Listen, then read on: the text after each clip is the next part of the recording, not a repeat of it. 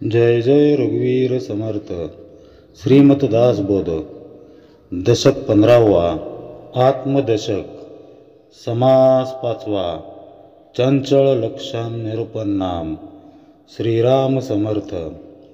दोघा ऐसी तीन चालती, अगुणी अष्टदा प्रकृती, अधोर्ध सांडून वर्तती, इंद्रफणी ऐसी. बघा, समर्थ म्हणतायत की वायू आणि जाणीव, प्रकृती आणि पुरुष या दोघांच्या प्रेरणेने सत्व रज तम हे त्रिगुण त्रिदेव या अगुण म्हणजे गुणातीत अशा परब्रह्मामध्ये वागत असतात. ज्याप्रमाणे इंद्र म्हणजे मांजर आणि फणी म्हणजे सर्प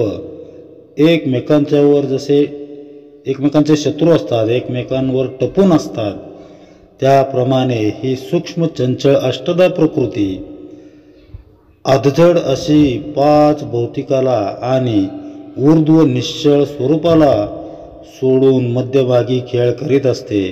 तात्पर्य म्हणजे चंचल अंतरात्मा पूर्णपणे जडत्व आणि निश्चळ तत्वही पावत नसून या दोघांच्या मध्यभागीच वावरत असतो. पणतोंडे भक्षितो पणजा, मूल बापास मारी ओजा, चुकाया गेला राजा चौघा जणांचा.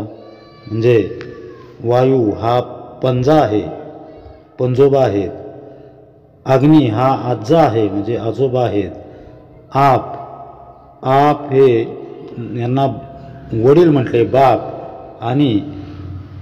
आणि पृथ्वी हे मूल आहे. पंजा परतोंडांना खाऊन टाकतो.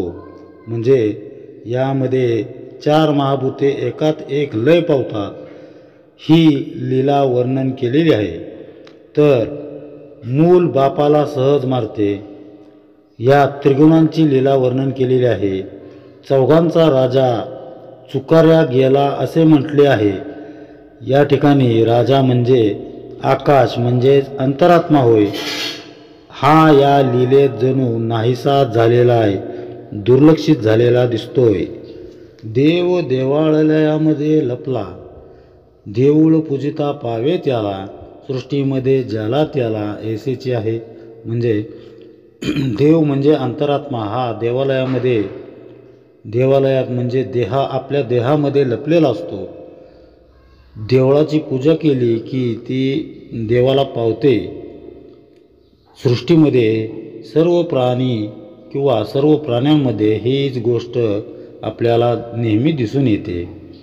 दोन्ही नामे एकास पडिली, लोकी नेमस्त कल्पिली, विवेक प्रयत्ने पाहिली, तो एकची नाम. म्हणजे प्रकृती आणि पुरुष ही दोन्ही नावे वस्तुतः एका मायेचीच आहेत. लोक दोघांनाही म्हणजे दोघांचीही कल्पना करतात, पण विवेकाने प्रत्यय घेऊन पाहिल्यावर दोन्ही एकाचीच नावे आहेत हे आपल्या लक्षात येते. नाही पुरुष ना वनिता, लोकी कल्पिले तत्वता, त्याचा बरा शोध घेता काहीच नाही. म्हणजे नावाप्रमाणे त्या ठिकाणी कोणी पुरुष किंवा स्त्री नाही आहे. लोकांनी तत्वांच्या ठिकाणी अशी कल्पना केलेली आहे. सारासार विवेकाने याचा शोध घेतल्यावर आपल्याला कळून येतं की खरे तर त्या ठिकाणी काहीच शिल्लक नाही.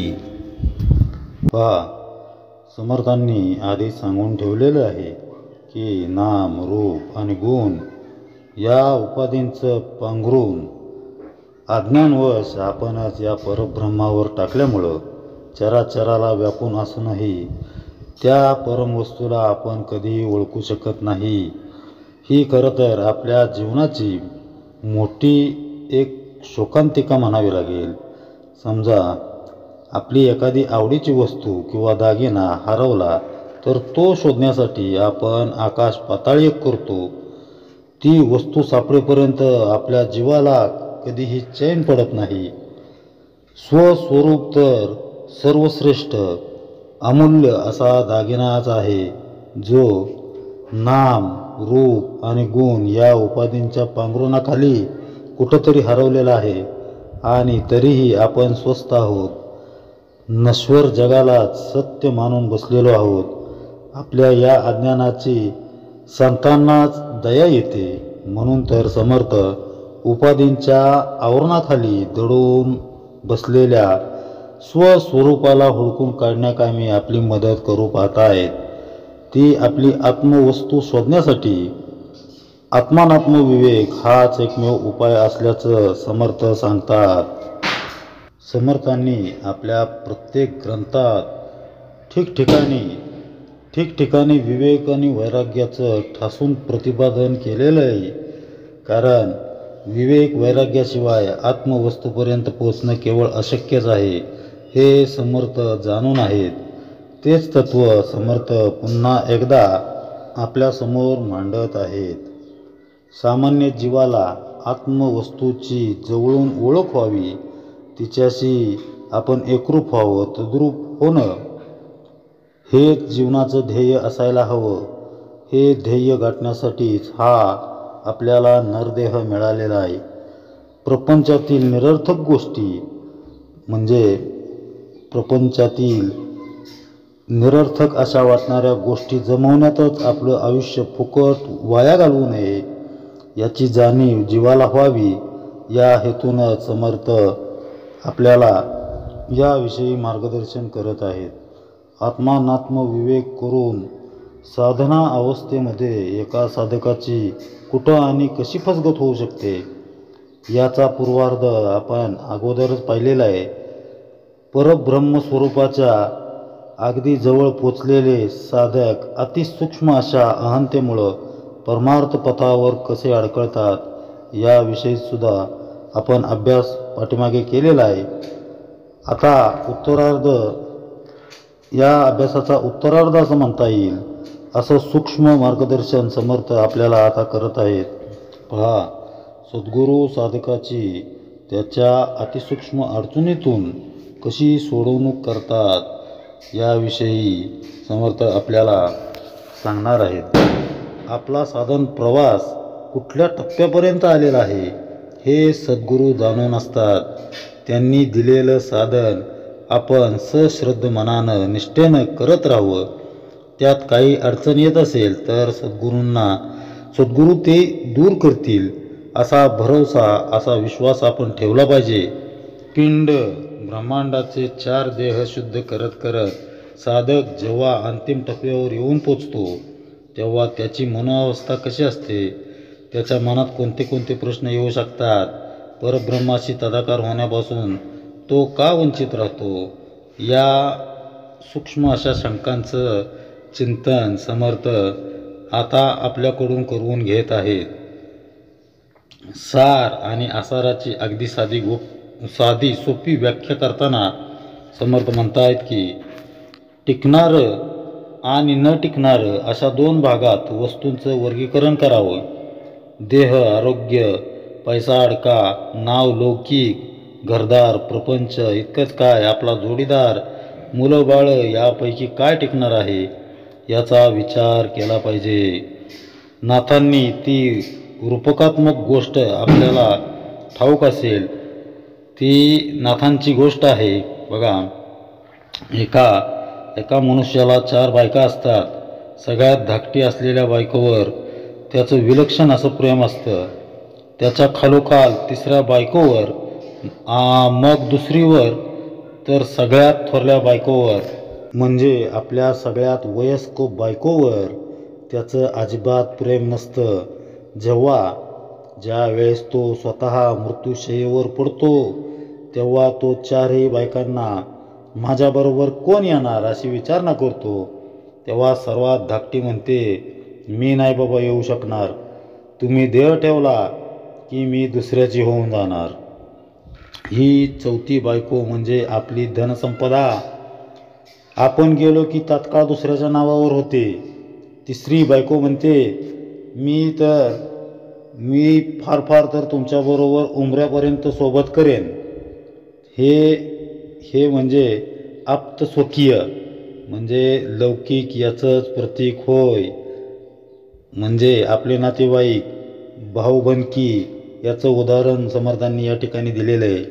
आता 2री बायको म्हणते, मी तुमच्याबरोबर फार फार तर चितेपर्यंत सोबत करेन, म्हणजे स्मशानभूमीपर्यंत.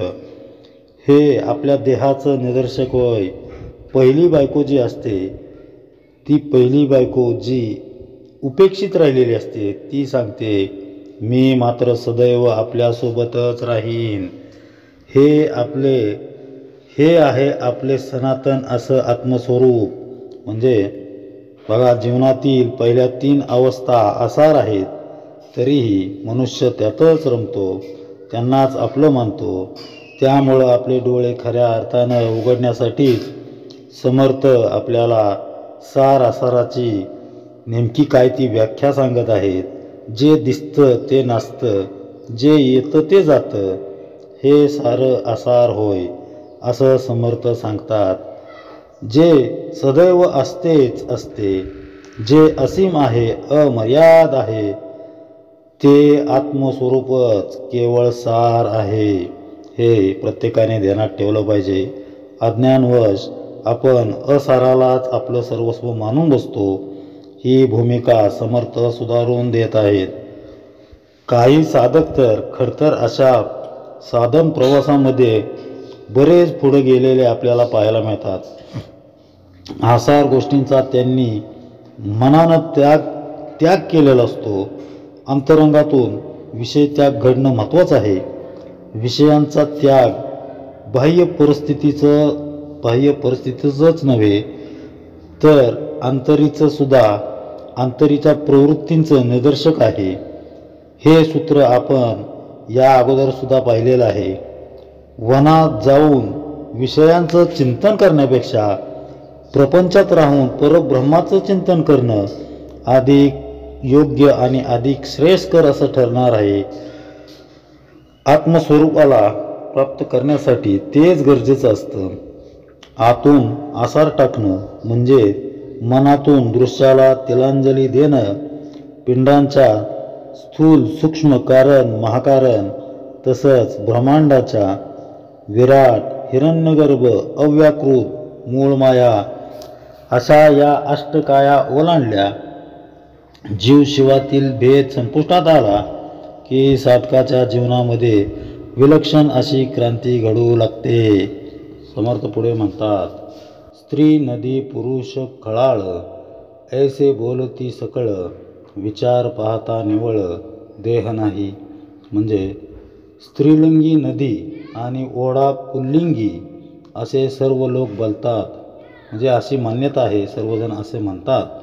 विचार करून पाहिले की कळते की पाहण्याला स्त्री अथवा पुरुषाचा देह नाही. आपण आपणास कळेना, पाहो जाता आकळेना, कशाच काहीच मिळेना उदंडपणे.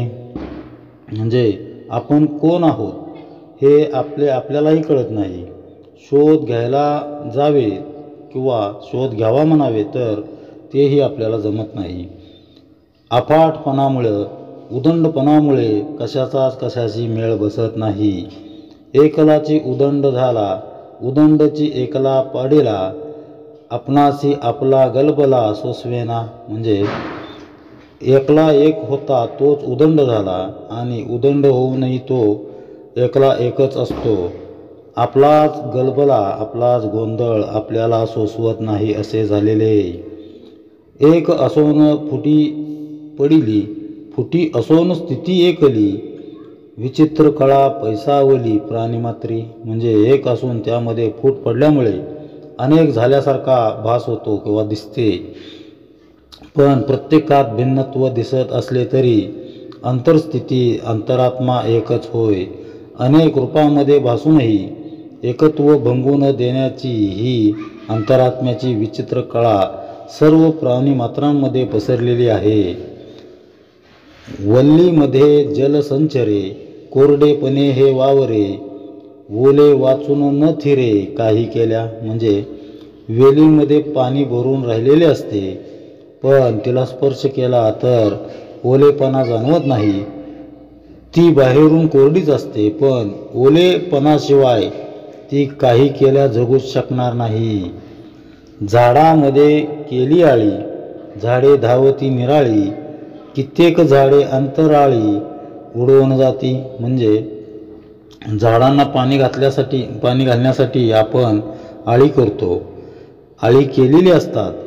पाणी मिळाल्यामुळे झाडे आकाशात वाढतात. कित्येक झाडे आकाशात उंच वाढतात, तर काही झाडे म्हणजे पक्षी वगैरे उडून जातात. बघा, समर्थ म्हणतात की आपण कोण आहोत याचा शोध घेतला पाहिजे. आपण कोण आहोत याची आपल्याला जाणीवच होत नाही. आपल्याला आकाशाचाच कशाला मेळ बसत नाही किंवा मेळ लागत नाही. बघा, समर्थ म्हणतात की झाडी वेली असतात. वेलाची जे वेल पसरलेले असतात ते वेलांमध्ये संपूर्णपणे पाणी अंतरंगात त्याच्या आतमध्ये संपूर्ण पाणी भरलेले असते. पण त्याला जर स्पर्श केला, हात लावला, तर बाहेरून ते सर्व कोरडेच वाटते. पण पाण्याशिवाय ते कधीही जगू शकत नाही. म्हणजे समर्थ म्हणत आहेत की अंतरात्मा जाणून घ्यायचा आहे. अंतरात्म्याचं स्वरूप कसं आहे ते जाणून घ्यायचं आहे. बघा, विदेशामध्ये समजा परदेशी आपण कुठं जायचं म्हटलं तर आपल्याला सर्वप्रथम लागणारी गोष्ट म्हणजे आपला परवाना, विजा. मग तो विजा किती आवश्यक असतो. तो नसेल तर कोण तुम्हाला जाऊन देईल का? विमानामध्ये कोण बसून देईल का? किंवा एखाद्या मोठ्या व्यक्तीला आपल्याला भेटायचं असेल, भेट घडायची म्हटलं तर कुणाचं तरी शिफारसपत्र किंवा एक भेट होण्यासाठी एक प्रमाणपत्र आपल्याजवळ असावं लागतं. तसंच आसार गोष्टींचा त्याग करून आपण मूळ मायेपर्यंत पोचलं पाहिजे. आपण पोचतो खरं, पण तेथून देखील आपली वृत्ती निवृत्त झाली तरच आपल्याला परब्रह्माच्या प्रांतामध्ये प्रवेश मिळू शकतो. हा सारासार विचार साधकानं करणं खूप गरजेचं आहे, आधी अत्यावश्यक आहे. मूळ मायेला ओलांडता क्षणी मी परब्रह्माशी एकरूप होणार आहे. अनात्मा सोडून आत्मस्वरूपामध्ये लीन होणार आहे. अशी साधकाची अवस्था असणं साहजिकच आहे. बऱ्याच काळानं भेटणारे दोन मित्र भेटीचा क्षण जवळ येऊ लागतात. जसे भाऊक होतात, तसंच साधक परब्रह्माच्या दर्शनासाठी अत्यंत व्याकुळ असणं समजू शकतं. पण परम वस्तूच्या दर्शनाचा लाभ आता होणार हा शुद्ध समन्वय हेतूच आपल्या सूक्ष्म अहंकाराचा प्रतीक आहे.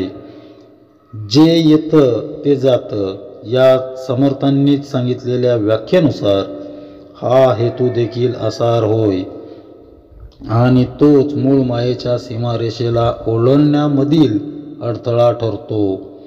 हा हेतू जोपर्यंत आपल्यामध्ये आहे तोपर्यंत कितीही मोठी साधना असली किंवा किती मोठी साधना केली तरीही साधक परब्रह्माशी एकरूप होऊ शकत नाही. श्री समर्थ म्हणजे सद्गुरू साधकांची ही अशी सूक्ष्म अडचण जाणतात आणि त्यातून त्यांची लीलया सोडवणूक करत असतात. परब्रह्माशी तदाकार होण्याच्या सीमेवर असताना सूक्ष्म अहंतेमुळं साधकासमोर जी अडचण निर्माण होते तिचं निराकरण सद्गुरू कसं करतात याचं चिंतन आपण करत आहोत. पिंडातील तसंच ब्रह्मांडातील मिळून 8 देह ओलांडून साधक मूळ मायेच्या सीमारेषेवर पोचलेला असतो. ती ओलांडून परब्रह्माशी तद्रूप होण्याचं उद्दिष्ट साधक मनात बाळगून असतो. नेमकी याच टप्प्यावर अडचण उद्भवते आणि ती सोडवण्यासाठी केवळ सद्गुरूच आपली मदत करतात. सद्गुरूंची खरंच आवश्यकता असते का असा प्रश्न विचारणाऱ्यांना या समासाच्या अभ्यासातून योग्य ते उत्तर मिळेलच. व्यवहारातील साधक ज्ञान देण्यासाठी प्रशिक्षकाची किंवा गुरूंची गरज असतेच ना. मग परम वस्तूला प्राप्त करण्याचं सर्वोच्च ध्येय गाठण्यासाठी सद्गुरूंची काय गरज असं विचारणं म्हणजे अज्ञानाचं प्रदर्शन करण्यासारखंच नव्हे का?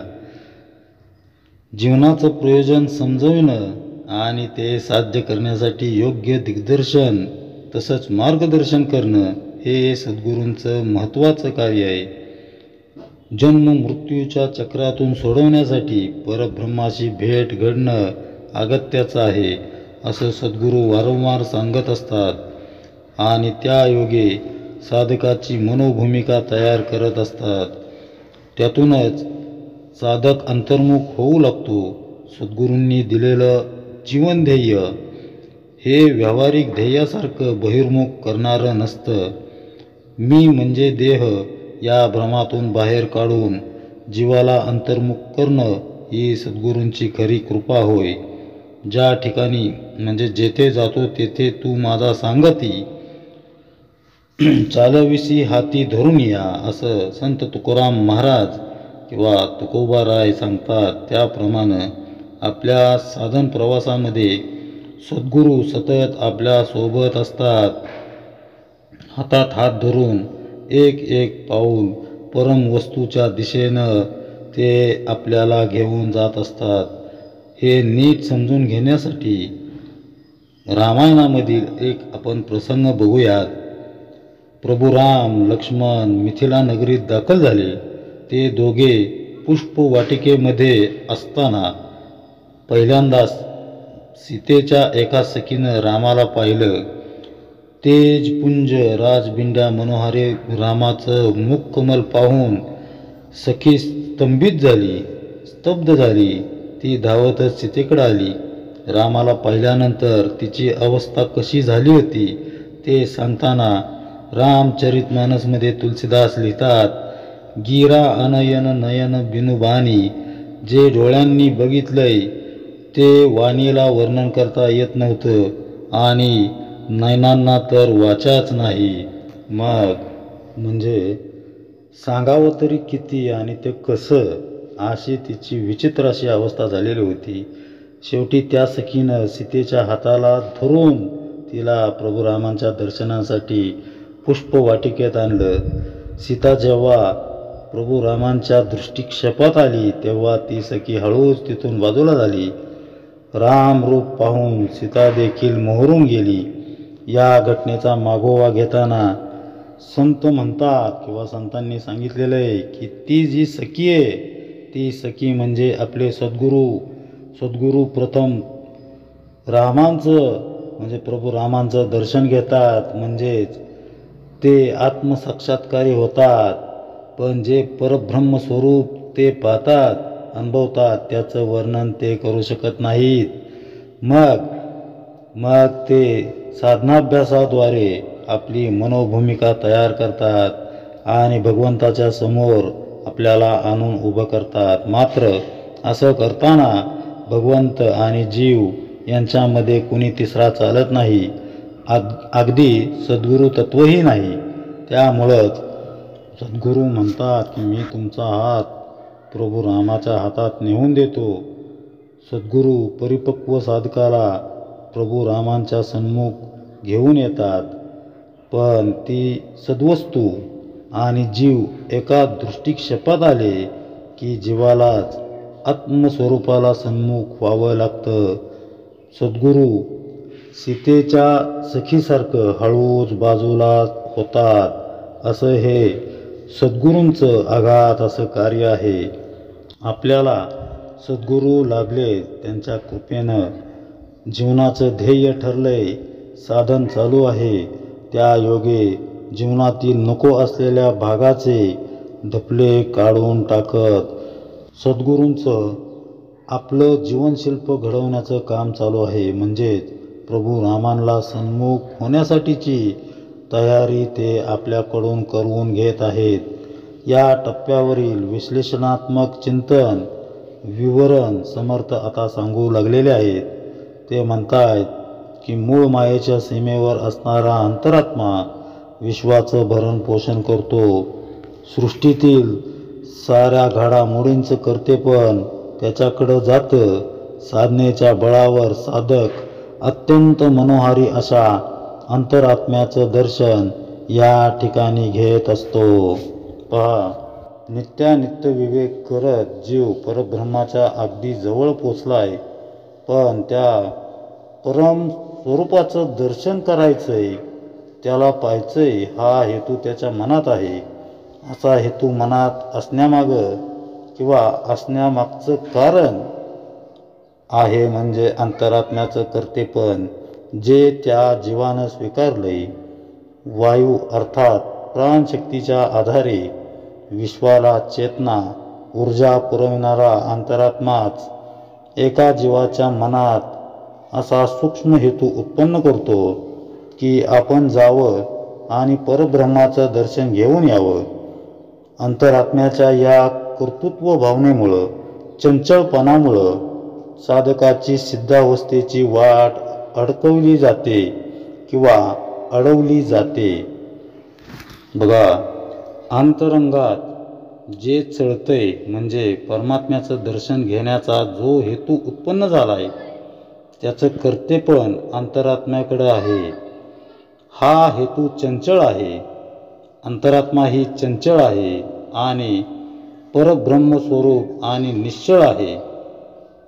परब्रह्मस्वरूप तर निश्चळ आहे. चंचळाला निश्चळामध्ये प्रवेश नसतोच. परंतु तात्पर्य म्हणजे काय? अंतरात्म्याच्या कर्तेपणाचा लोप झाल्याशिवाय निश्चळ परब्रह्माचं दालन खुलं होत नाही. या सूक्ष्म अडचणींवर सद्गुरूच उत्तम मार्ग सांगतात. परमार्थ साधनेच्या अंतिम टप्प्यात अंतरात्म्याचं अचाट कर्तृत्व पाहून साधक स्तंभित होऊन जातो. अक्षय्य ऊर्जेनं अनंत घडामोडी घडवून आणणारा हा विश्वाचा स्वामी अंतरात्मा त्याच्या हृदयात प्रगट स्वरूपात वास करत असतो. भक्तानं भगवंताच्या सगुण रूपाची उपासना करता करता त्याच्याशी इतकं समरस होऊन जावं की ते सगुण रूप त्याच्यासाठी जिवंत होतं. परंतु असं सगुण रूप अंतस्थ प्रगटलेला अंतरात्मा अहंतेचं पूर्ण विसर्जन न झाल्यामुळं परब्रह्माशी तदाकार होण्यामधली म्हणजे एकरूप होण्यासाठीचा अडथळा बनू शकतो. हे टाळण्यासाठी संपूर्ण शरणागतीची आवश्यकता असते. शरणागत होऊन संत मीराबाई जशी श्रीकृष्ण स्वरूपात किंवा कान्होपात्रा श्री विठ्ठल स्वरूपात लीन झाली, तुकोबा रायांची विशुद्ध भक्ती आणि शरणभाव पाहून त्यांना सदेह वैकुंठाला आणण्यासाठी भगवंतानं स्वतःचं वाहन असलेल्या गरुडाला देहुग्रामी पाठवलं, तशी शरणभावना आपल्यामध्ये असायला हवी. शरणागती हा सगुण भक्तीचा परमोच्च बिंदू आहे. आराध्य दैवतावर अपार श्रद्धा, सद्गुरू प्रदत्त साधनांवर म्हणजे सद्गुरूंनी शिकवलेल्या साधनांवर अत्यंत निष्ठा आणि त्यांच्या चरणी शरणभाव ठेवल्यामुळं मी तू हा द्वैतभाव विरून जातो. त्यामुळं सद्गुरूंचरणी त्यांच्या समाधीस्थळी जाताना मनात एकतात्विक भाव दाटून यायला हवा. किती काळ हा प्रपंच व्यवहार दुजेपणानं करायचा? मी व तू ही द्वैतवृत्ती संपवून मला माझ्या चरणी स्थान दे. आत्मसुखाच्या प्रवाहातील तुषार माझ्याही अंगा प्रत्यंगाला रोमांचित करू दे.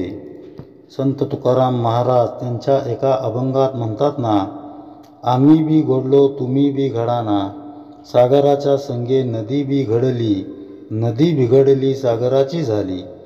त्याप्रमाणे माझ्याही जीवनरूपी सरितेला आत्मस्वरूपाची सागरच करून टाक किंवा आत्मस्वरूपी सागरच करून टाक, अशी कळवळून प्रार्थना करावी. अंतरात्म्याला जसं कर्तव्य दिलं तसंच त्याला मनोभावे शरणही जायला हवं. ज्ञान आणि उपासना यांच्यामध्ये सूक्ष्म अशी अहंतेची भिंत असते. मी उपासना करतो हा अहंभाव, उपासनेतून ज्ञान प्राप्त झालंय हा देखील अहंभावच. ज्ञानातून उपासना आणि उपासनेतूनच ज्ञान अशा दोन्ही अंगांनी सूक्ष्म असा अहंभाव वाढीला लागण्याची शक्यता असते. तेव्हा ज्ञान आणि उपासना यांचा संगम होणं अत्यावश्यक असतं. तीच शरणागती होय. ज्ञान आणि उपासना दोन्ही एकच आहेत असा विवेक विचार दृढ झाला की शरणभाव उत्पन्न होतो. मी शरण आलोय असं नुसतं शब्दांनी म्हणून काही उपयोग होणार नाही. पाण्याची वाफ व्हायची असेल तर ते 100° तापमानाला उकळावं लागतं. तसंच साधनाभ्यासाद्वारे साधक तप्त झाल्याशिवाय त्याच्या वासना विरळ होत नाहीत. अहम लयाला जात नाही. अहम जात नाही तोपर्यंत शरणागत भाव हृदयी दाटून येत नाही. साधन न करताच किंवा केवळ पोकळ शब्दांच्या आधारे मी शरण आलोय असं म्हणणं ढोंगीपणाचं वाटतं. साधनेची पराकाष्ठा करूनही जेव्हा आपण ब्रह्मस्वरूपाला प्राप्त करू शकत नाही हे साधकाच्या लक्षात येतं तेव्हाच त्याचं साधन पूर्णत्वाला जाऊन मन सद्गुरूंचरणी लय होऊ लागतं. अशा परिपक्व साधनेचं गोमटं फळ म्हणजे शरणागती होय. जिथं ज्ञान व उपासना यांचा विनयशील एकोपा होतो. मात्र तोपर्यंत जप तप साधन सगुणोपासना साधकांना चालूच ठेवायला हवी असं समर्थ सांगतात. समर्थ पुढे म्हणतात, भूमीपासून वेगळी झाली परिते नाहीत वाळली, निराळीच बळावली जेथे तेथे. म्हणजे जमिनीपासून वेगळी झाली तरी ती वाळत नाहीत. ती ज्या ठिकाणी जेथे तेथे आकाशात जोमाने वाढतात. देवाकरिता चालती झाडे देव नसता होती लाकडे, नीटची आहे कुवाडे सर्वथा नव्हे. म्हणजे अंतरात्मा आहे म्हणून देह आहे. अंतरात्मा नसेल तर झाडाचे लाकूड होते. हे सर्व स्पष्टच आहे. त्यात गुप्त काहीच नाही. झाडापासून झाडे होती तेही अंतरिक्ष जाती, मुळाने भेदली जगती कदापि नाही. म्हणजे झाडापासून झाडे होतात, ती ही झाडे आकाशात जातात. देहरूपी झाडाच्या मुळ्या जमिनीत मुळीच जात नाहीत. मुळाने पृथ्वी भेदली असे कधी होऊ शकत नाही किंवा असे कधी होत नाही. झाडास झाडे खात पाणी घालून पाळिली प्रतिदिनी, बोलकी झाडे शब्द मतली विचार घेती. म्हणजे झाडांना झाडेच खतपाणी घालून रोजच्या रोज पाळतात. जी बोलकी झाडे असतात ती शब्दांचे मंथन करून त्यातील जे सार असते त्याचे ग्रहण करतात. होणार तितके आधीच झाले मग कल्पून बोलिले, जाणतयासी समजले सकळ काही. म्हणजे जे काही होणार असते ते आधीच होऊन जाते, मग त्यांचे विवेचन आपल्याला कल्पनेप्रमाणे शास्त्रकारांनी केलेले आहे. जो ज्ञानी असतो त्याला सर्व काही नीट समजते. समजले तरी उमजेना, उमजले तरी समजेना, प्रत्ययविन अनुमानेना सकळ काही. म्हणजे एखाद्याला ते समजले तरी उमजत नाही, दुसऱ्या कोणाला ते उमजते पण त्याला काही समजत नाही. जोपर्यंत प्रत्यक्ष अनुभव येत नाही तोपर्यंत त्याची संपूर्णपणे कल्पनाही करता येत नाही. पहा, समर्थ म्हणतात, उपासनेमुळंच जगदोद्धार होत असतो. उपासनेमुळंच साधकाचं भावविश्व प्रगल्भ होत राहतं. त्यातून शरणभाव तयार होतो.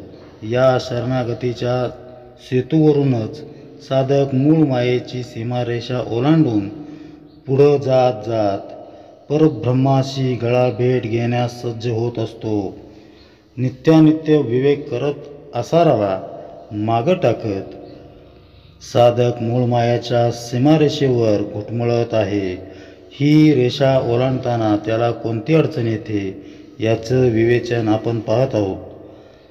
पारमार्थिक मंडळींनाही अनुभवाची आस असतेच. आपण करत असलेल्या साधनाभ्यासाची काही पोचपावती मिळावी अशी अपेक्षा बहुतेकांना असते. असे अनुभव दोन प्रकारचे असू शकतात, साधक दशेतील आणि सिद्ध दशेतील. साधकावस्थेत येणारे अनुभव चर्मचक्षूंनी अनुभवले जातात, कारण त्यावेळी आत्मचक्षू उघडलेले नसतात. जे इंद्रियांना दिसतं जाणवतं त्यावरून साधक त्याला त्याला येणाऱ्या अनुभवांचं मूल्यमापन करत असतो. परिस्थितीपुढं हतबल झालेल्या प्रपंचातील दाहानं पोळलेल्या साधकाला असे अनुभव शीतलता देणारे, मनाला उभारी देणारे असतात. अशा अनुभवातून सद्गुरू आपल्याला नेमकं काय देऊ इच्छितात? आपल्याला आपला काही परमार्थिक अधिकार आहे किंवा साधना प्रगल्भ झाली आहे म्हणून तसं घडतं का? मुलं अभ्यासाचा कंटाळा करतात, मग पालक त्यांना कुठं चॉकलेट दे, कुठं कौतुक कर, बागेत फिरून आण, असं काहीतरी करून त्यांना अभ्यासाला बसवतात. तसं साधकाची पात्रता, योग्यता, अधिकार नसताना केवळ त्याची श्रद्धा बळकट व्हावी, त्याची साधना वाढावी, त्याला नामाविषयी प्रेम वाटावं म्हणून सद्गुरू असे अनुभव साधकाला देत असतात. कालांतरानं असे अनुभव जेव्हा येईनासे होतात तेव्हा आपलं काही चुकत तर नाही ना, असं साधकाला वाटू लागतं. चर्मचक्षूंच्या अनुभवांना मर्यादा असतात. अशा अनुभवातून विश्वास, श्रद्धा बळकट जरी होत असली तरी केवळ तशा अनुभवांच्याच पाठीमागं लागल्यानं आत्तापर्यंत केलेलं साधन गमावण्याचा धोकाही संभवतो, असं समर्थ आपल्याला सावध करतात. चर्मचक्षूंद्वारे येणाऱ्या अनुभवांना मनोमन वंदन करून साधकानं पुढं जायला हवं. प्रवासाला निघाल्यावर आपण स्टेशनवरच थांबत नाही. गाडी मिळाली की लगेचच आपण आपल्या इच्छित स्थळी जाण्याला निघतो. तसंच अनुभवांच्या स्टेशनावर न रेंगाळता आपला साधन प्रवास ध्येयाच्या दिशेनं अखंडित चालू ठेवायला हवा. अनुभवांच्या मागं लागलो तर अहंकाराला खतपाणी मिळतं आणि सद्गुरूंना आपल्याला जे परमभाग्य मिळवून द्यायचं आहे त्यापासून मात्र आपण वंचित राहतो. तेव्हा अनुभवांच्या मांदियाळीत न रमणं हिताचं असतं. हे झालं चर्मचक्षूंच्या अनुभवाबाबत. आता ज्ञानचक्षूंच्या म्हणजेच सिद्धावस्थेतील अनुभवांविषयी आपण विचार करूया. ज्ञानचक्षू असतात तरी कुठं? चर्मचक्षूंच्या जवळपास कुठंतरी असतात का? तर त्याचं उत्तर आहे नाही. ते असतात मनाच्या अग्रभागी. साधन जसजसं वाढीला लागतं तसा साधकाचा दृष्टिकोन बदलू लागतो. त्याचं कारण ज्ञानचक्षूच. ते विचारांना केवळ आयाम देण्याचं काम करतात. भ्रमामुळं जीवनात अकारण गुंते निर्माण होतात. एक वेळ त्यांचा त्रास नसेलही, पण त्यावर चर्चित चर्वण करण्यात किती वेळ जातो हे लक्षात घ्यायला हवं. ज्ञानचक्षू मनाची एखाद्या घटनेकडे बघण्याची दृष्टीच पलटून टाकतात. जीवनातील गुंत्यातही मन अविचल राहू लागलं. आपल्या प्रतिक्रिया सकारात्मक होऊ लागल्या. गुरुवचनांच्या आधारे भ्रांत दूर होईल असा विश्वास वाटू लागला की समजावं ज्ञानचक्षू उघडू लागलेले आहेत. मग आपल्याला स्वस्वरूपाच्या दर्शनाची ओढ लागते. त्या सद्वस्तूच्या नुसत्या आठवणींनीही डोळे भरून येतात. दृश्यातील गोष्टींमध्ये विशेष स्वारस्य राहत नाही किंवा स्वारस्य उरत नाही. कुणाशी बोलावंसं देखील वाटत नाही. अंतःकरण मात्र भगवंताच्या दर्शनासाठी आसुसलेलं असतं. अशा तळमळीनं ज्ञानचक्षू पूर्णपणे उघडू लागतात. पण गंमत अशी आहे की आत्मसाक्षात्कारासाठी लागणारी अवस्था हे उद्दीपित झालेले ज्ञानचक्षू प्रदान करू शकत नाहीत. चर्मचक्षूंद्वारे आलेले अनुभव किंवा उत्तम साधन झाल्यानंतर गुरुकृपेच्या आधारे ज्ञानचक्षू उघडत चाललेले असताना स्वरूप दर्शनाची लागलेली आस, तळमळ अशा दोन्ही मनोवस्थांमध्ये एक साम्य आहे आणि ते म्हणजे आता सांगितलेल्या दोन्ही स्थितीत अनुभव घेऊ पाहणारा मी अजून शिल्लक असतो.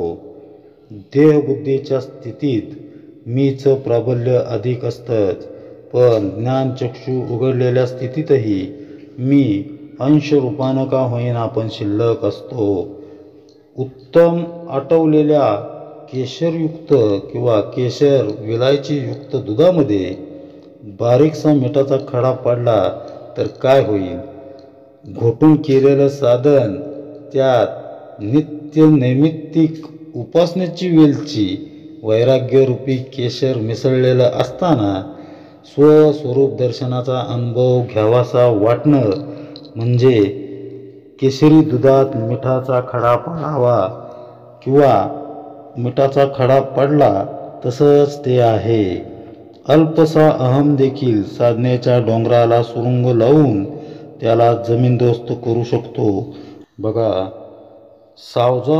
एखाद्या सावजावर हल्ला करण्यासाठी दबा धरून बसलेल्या वाघाप्रमाणे किंवा गनिमी काव्यानं यवनांना पळताभुई थोडी करणाऱ्या मावळ्यांप्रमाणे हा सूक्ष्म अहंकार असतो. तो अंतःकरणात राहून आपल्याला सतत त्रास देत राहतो. त्याला टिपणं, समूळ नष्ट करणं फार अवघड असतं. मी अहमवर विजय मिळवलाय असं कुणी जर म्हटलं तरी त्यातही मी आहेच, म्हणजे मीचा नाश होत नाही.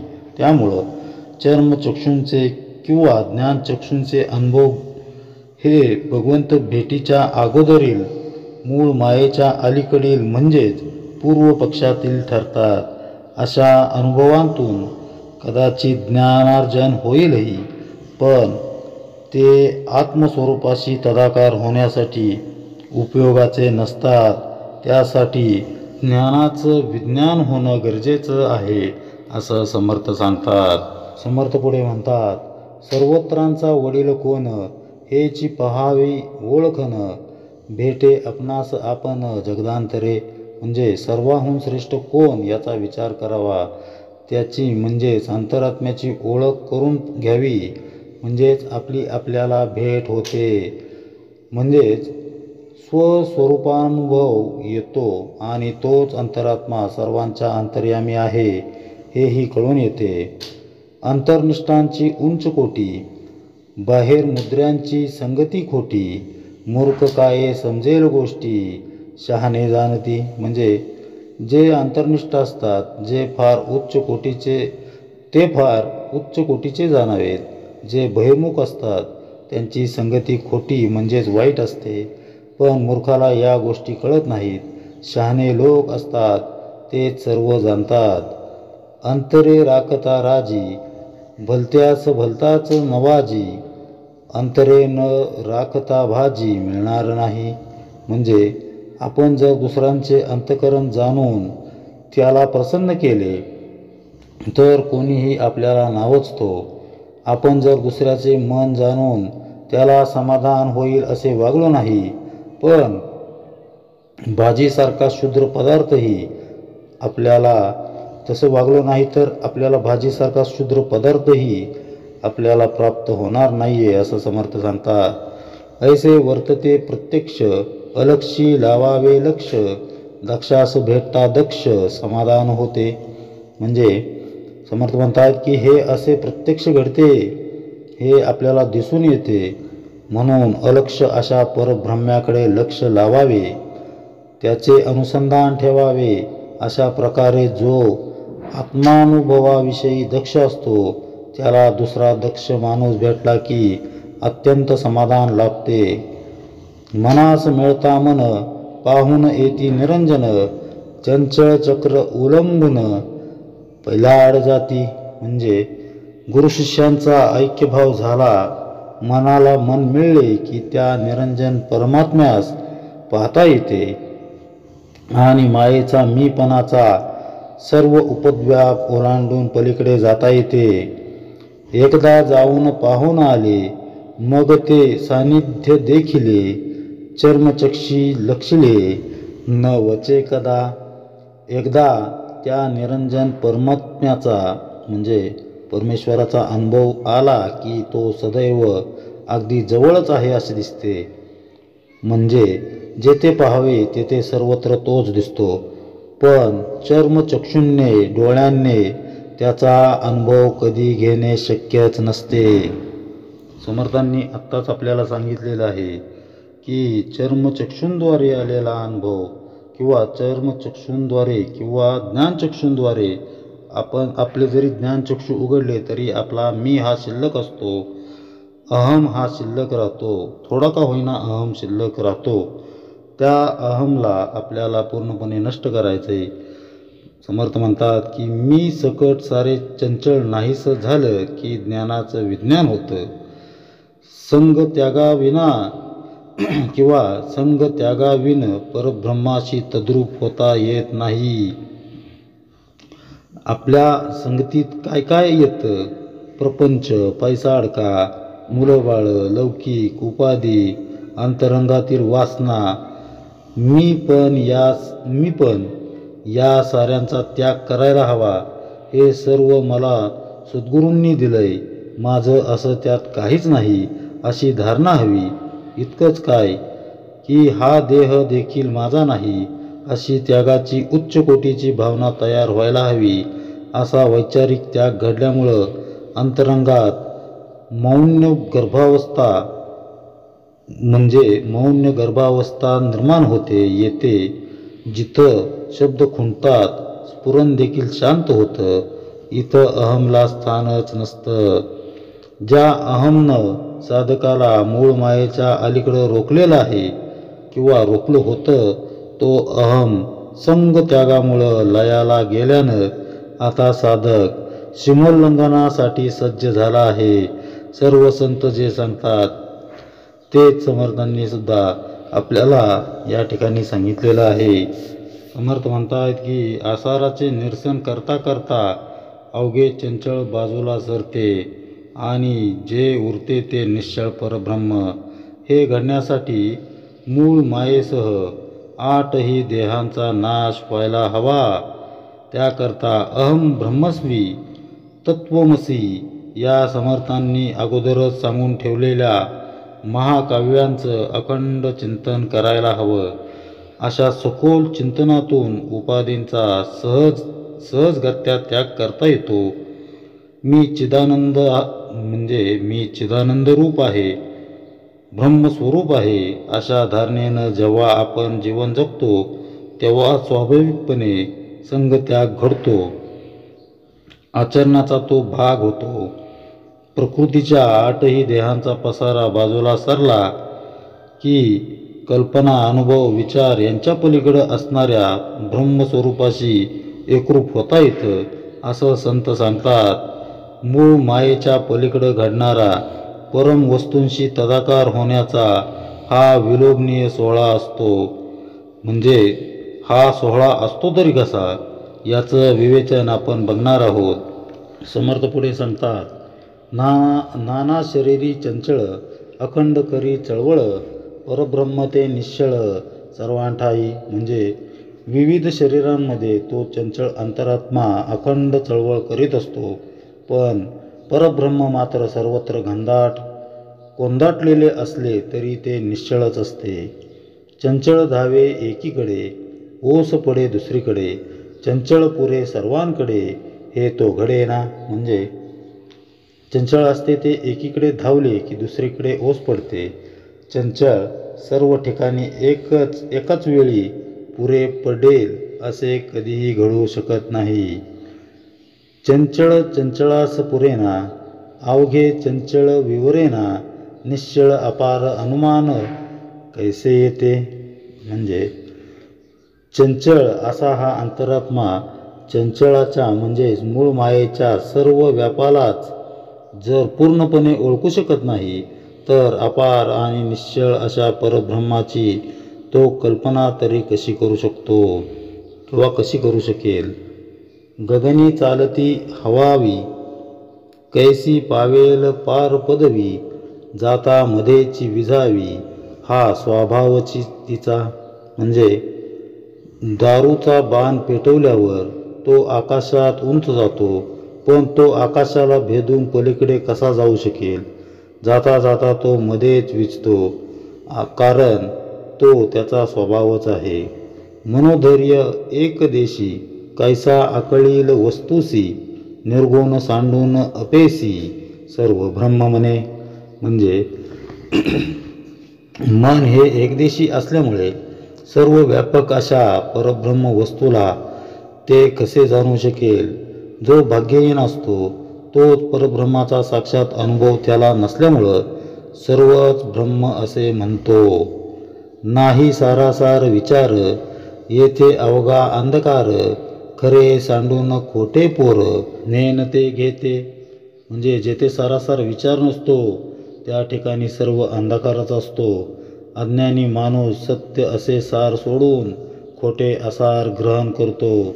एखाद्या लहान अज्ञानी मुलासारखेच त्याचे हे वागणे असते. समर्थ म्हणतायत की परब्रह्माशी, समर्थांनी आपल्याला काय या ठिकाणी सांगण्याचा प्रयत्न केलेला आहे की परब्रह्माशी, परब्रह्म स्वरूपाशी तद्रूप होण्यामध्ये साधकाला त्याचा सूक्ष्म अहंकारच रोखून धरतो. अनुभव घेऊ पाहणाऱ्या मीला कुठं आणि कसं विसर्जित करायचंय हाच साधकापुढचा मोठा प्रश्न असतो. सर्व संग परित्याग करणं, देहासक्ती सोडणं एक वेळ जमू शकेल, पण सावलीला सोडून ये असं म्हटलं तर ते जसं शक्य नाही तसं अनुभव घेण्याच्या आपल्या प्रवृत्तीला सोडणं सहजासहजी शक्य होत नाही. अष्टकाया निरसून साधक मूळ मायेपर्यंत पोचतो खरा, पण तेथील शून्यालाच परब्रह्म समजण्याची चूक त्याच्याकडून होऊ शकते आणि तो भगवंताच्या भेटीपासून वंचित राहू शकतो. या शून्याला भेदून पलीकडं कसं जायचं असं करण्यामध्ये जे यशस्वी झालेत त्यांची अवस्था कशी आहे किंवा कशी असते याचं वर्णन समर्थ या समासाच्या अंतिम टप्प्यामध्ये करत आहेत. जे परब्रह्माशी तद्रूप झालेले आहेत त्यांना परब्रह्म कुठं आहे, कसं आहे असं विचारलं असता ते जे सांगतील ते समर्थ आपल्याला पुढे समजावून सांगत आहेत. बघा, खऱ्या जवाहिरालाच सोन्याची किंवा हिऱ्यांची पारख असते. खोटं टाकून खरं तेच तो निवडतो. तसं दृश्यातील जे जे खोटं आहे ते सर्व बाजूला सारून जे खरं आहे त्याचा स्वीकार करायला हवा. असा साधकच खरा परीक्षावंत होय. परब्रह्म स्वरूपाशी तद्रूप होण्याची ज्याची खरी तळमळ असेल त्यानं आसार सोडून सार ग्रहण करावं. परब्रह्म हे सार होय जे सदैव सन्मुख आहे. जे भौतिक गुणधर्मांनी बांधलं गेलेलं नाही त्याला ग्रहण करायचं म्हणजे नेमकं काय करायचं ते साधण्यासाठी अहम विसर्जित करायचा तरी कसा. त्यासाठी साधूला म्हणजे सद्गुरूंलाच साध्य मानावं. गुरु साक्षात परब्रह्म हे वचन ध्यानी ठेवून त्यांच्या चरणांची अनन्यता कशी साधेल, त्यांच्या पायी भक्ती कशी दृढ होईल ते पाहावं. सद्गुरूंची प्राप्ती झाली म्हणजे आता इतर काही करण्याची जरुरीच न वाटता आपलं अवघं जीवनच सद्गुरूमय करून टाकावं. सद्गुरूंना पूर्णपणे स्वीकारणं म्हणजेच परब्रह्माला स्वीकारल्यासारखंच आहे. श्री एकनाथ महाराज त्यांच्या अभंगात म्हणतात, गुरु परमात्मा परेशू ऐसा ज्याचा दृढ विश्वासू, देव तयाचा अंकिला स्वये संचारा त्याचे घरा, एका जनार्दनी गुरुदेव येते नाही बा संशय. बघा, गुरुच भगवंताचं चालतं बोलतं रूप आहे. मात्र आपण भौतिकात बद्ध असल्यामुळं ते आपल्याला समजत नाही. आपण भगवंताची केवळ कल्पनाच करत राहतो किंवा करत असतो. म्हणून या कल्पनेलाच आपण सद्गुरूंकडे वळवावं. तेच माझ्या जीवनाचा सर्वेसर्वा आहेत या भावनेनं आपलं जगणंच सद्गुरूमय करावं. नाथांनी त्यांच्या भागवताच्या 12व्या अध्यायामध्ये सद्गुरूंना जीवनात कसं स्वीकारावं याचं फार सुरेख चिंतन लिहून ठेवलेलं आहे. त्याचा भावार्थ असा आहे की आत्मभाव सद्गुरूंचरणी लागलेल्या साधकाला गुरुपासून क्षणाचाही वियोग नको असतो.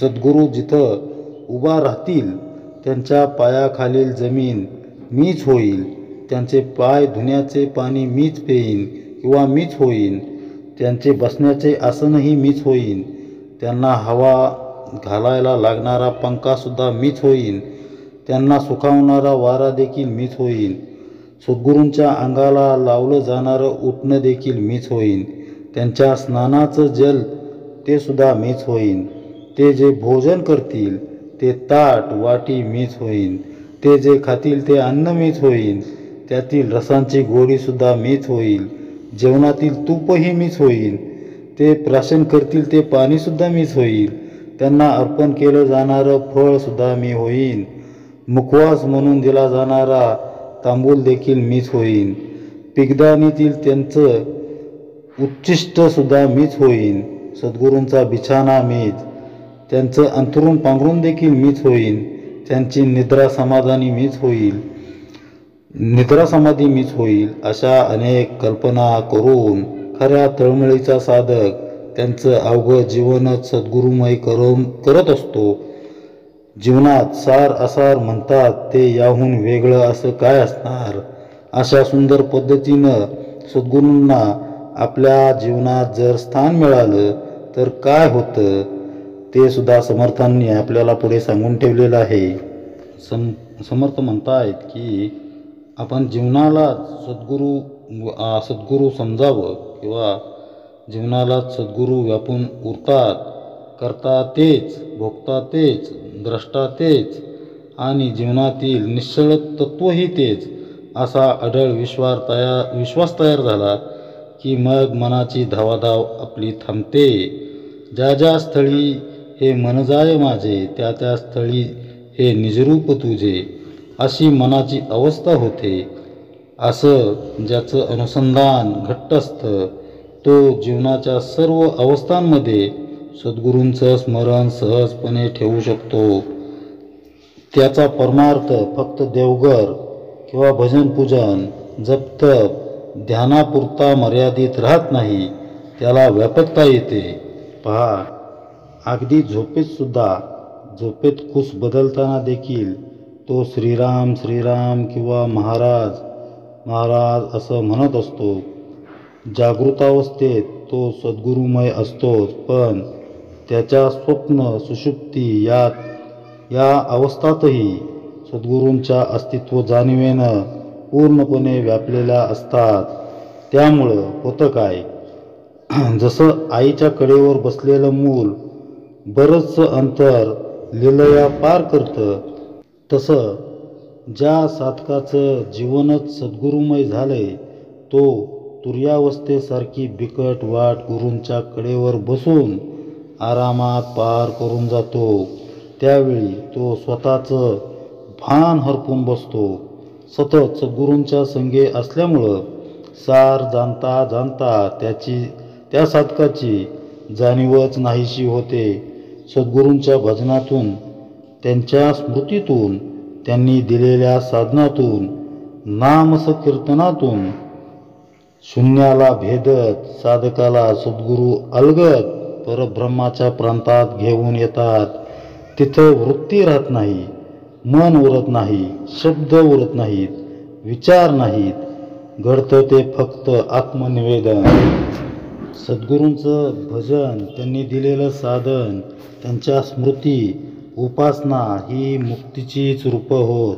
त्याद्वारे भक्ती मुक्ती या शब्दांचा लक्षांश गर्भितार्थ जाणावा.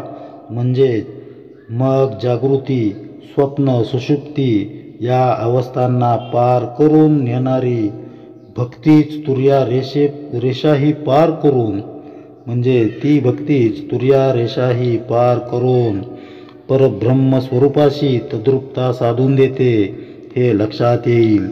अनन्य भक्तीच्या रसायनात चिवट असा मी पण विरघळून जातो आणि जीव चिद्वनाशी तादात्म्य पावतो.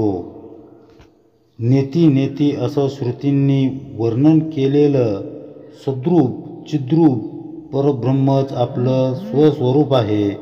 ते अनाम अरूप आहे हे कळतं. सद्गुरू आपल्याला लाभलेले गरज आहे ती अनुसंधानानं त्यांना आपल्या जीवनातील प्रत्येक क्षणांचा साक्षीदार करण्याची सद्गुरूरूपी सार जीवनाला व्यापून उरू लागलं की आसार आपोआप बाजूला हटू लागतं. मी पण त्यांच्या चरणी समर्पित केलं की आपली वृत्ती कल्पनातीत होऊ लागते. त्यांच्या प्रेमानंदाशी आपण एकरूप होऊ लागतो. अशा सच्चिदानंदांचा आविष्कार जीवनात होणं हेच या निरूपणाचं समर्थांना अभिप्रेत असणारं फलित होय. समर्थ पुढे म्हणतात, ब्रह्मांडाचे महाकारण, तेथून हे पंचीकरण, महावाक्यांचे विवरण वेगळे असे.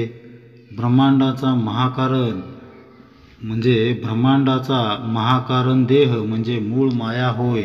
तेथूनच पंचमहाभूते आणि पंजीकरण वगैरे उत्पन्न होते. पण महावाक्यांचे विवरण हे यापासून अगदी वेगळे असते.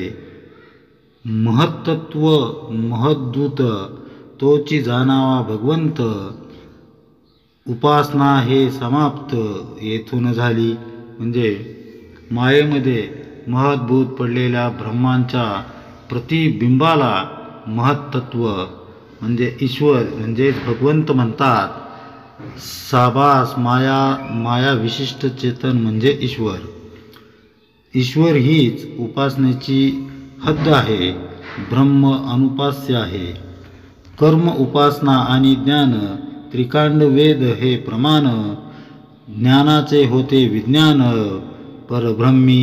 म्हणजे कर्म, उपासना आणि ज्ञान हे वेदांचे 3 भाग प्रमाण मानले जातात. पण याप्रमाणे वेदांचे ज्ञान झाले तरी ज्यावेळी परब्रह्म वस्तूशी ज्ञाता एकरूप होतो त्यावेळी तो पूर्णतः प्राप्त करतो. यालाच विज्ञान म्हणतात. ज्ञानाची परिसमाप्ती विज्ञानात होते हेच महत्त्वाचे आहे. इति श्रीदासबोधे गुरुशिष्य संवादे चंचल लक्षण निरूपन्नाम समास 5वा. जय जय रघुवीर समर्था.